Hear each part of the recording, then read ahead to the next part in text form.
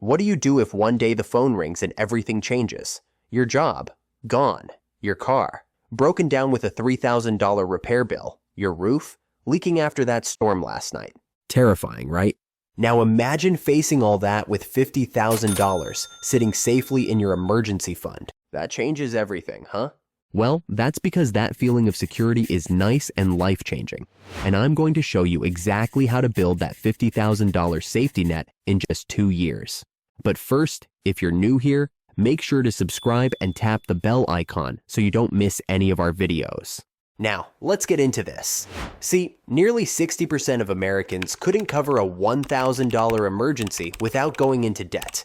Yet we're living in one of the most economically unpredictable times in history. So what would happen if you lost your income tomorrow? How long could you last? Because before you can even think about investing, you need a foundation that ensures you won't have to liquidate those investments at the worst possible moment. That foundation is your emergency fund. Let's break it down. You need $50,000 in 2 years. That's $2,083 per month, or about $69 per day. Sounds impossible? Many people think so at first, but the framework we're about to explore can make this ambitious goal achievable.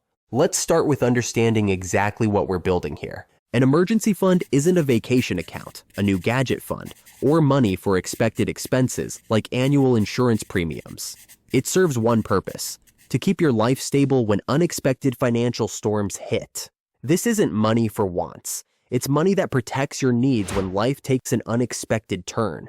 Like, think about the pandemic. Millions of people lost their jobs overnight. Those with emergency funds had time to adapt, reimagine their careers, and make thoughtful decisions instead of desperate ones. Those without them, many are still recovering from the financial damage, trapped in cycles of high-interest debt that began with a single unexpected expense they couldn't cover. Your emergency fund needs 3 key characteristics to truly serve its purpose.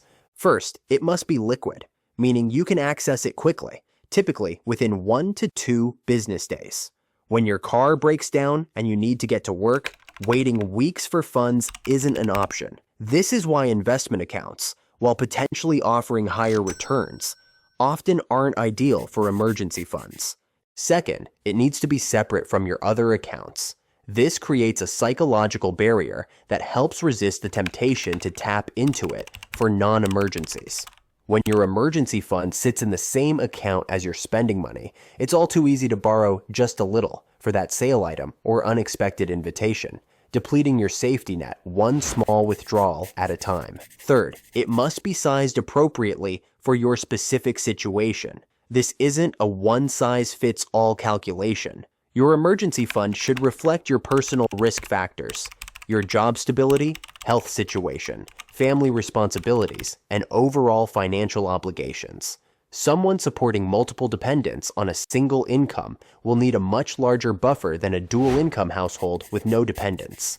But how big should it really be? The conventional wisdom says 3 to 6 months of expenses, but that's just the starting point. For our $50,000 goal, we need to get specific.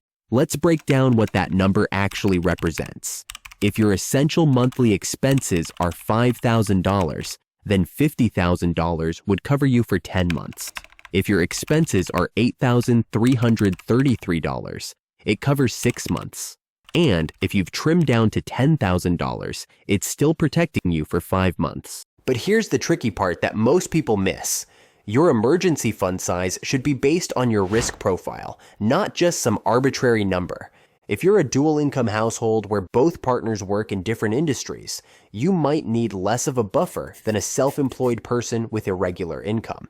If you have dependents, you need more protection than someone flying solo. If your skills are highly specialized or your industry volatile, your fund should reflect that increased risk. Now let's get into the system for actually building this fund in 2 years. The framework has 3 components: reducing outflow, increasing inflow, and optimizing your saving structure. First, reducing outflow. I'm not going to tell you to cut out lattes. Instead, we're going to look at the big expenses that actually move the needle. Housing typically consumes 30 to 40% of most people's income. Could you reduce that for 2 years? Maybe that means a roommate, downsizing temporarily, or negotiating your rent.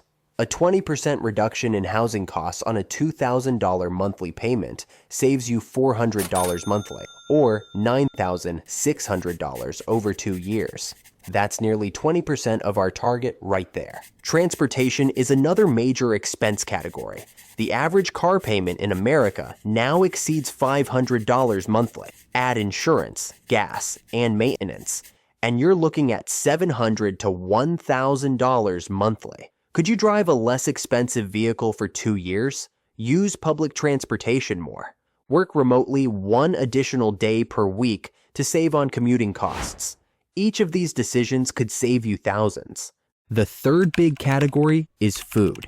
The average American household spends about $7,000 annually on food. Cutting that by 30% through meal planning, strategic shopping, and reducing restaurant meals would save you $2,100 yearly, or $4,200 over our 2-year timeline. Let's pause here and add this up.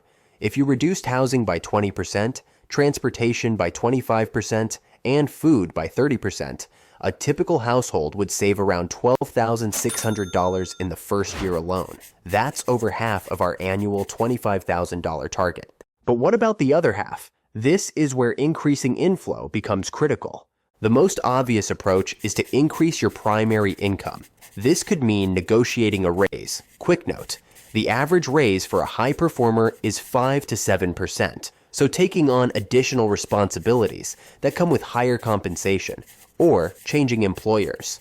The average salary increase when changing jobs is 10 to 20%, which could add thousands to your annual income.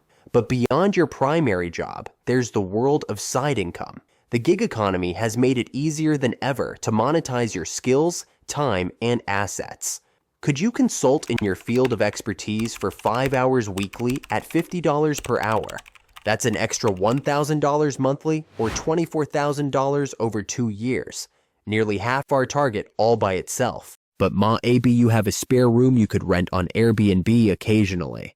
Or skills you could leverage on freelance platforms. Or items you could sell from your home. See, the key isn't working yourself to exhaustion, but finding high-leverage activities that produce significant results with reasonable effort. Now, what about unexpected windfalls?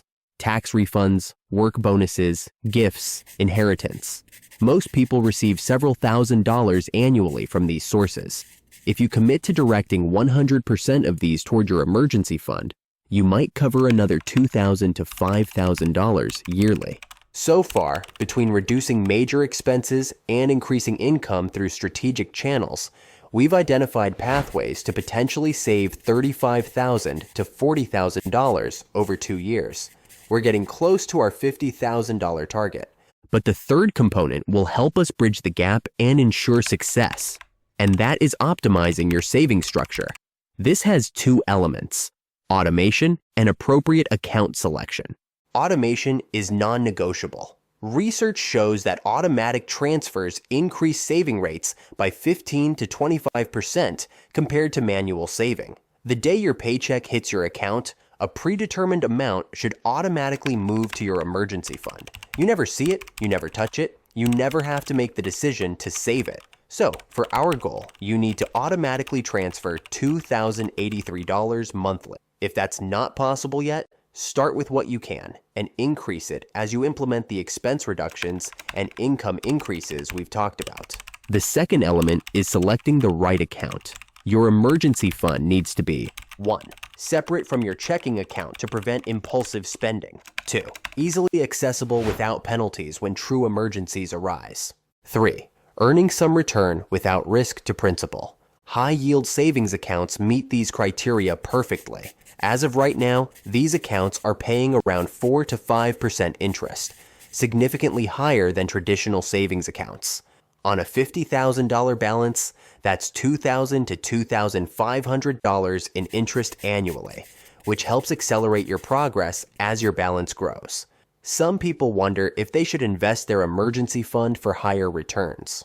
Generally, the answer is no. The primary purpose is security, not growth. However, once you've built a substantial fund, you might consider a tiered approach. Keep 3 months of expenses in high-yield savings for immediate access, and the remainder in slightly less liquid, but potentially higher returning options like short-term CDs or treasury bills.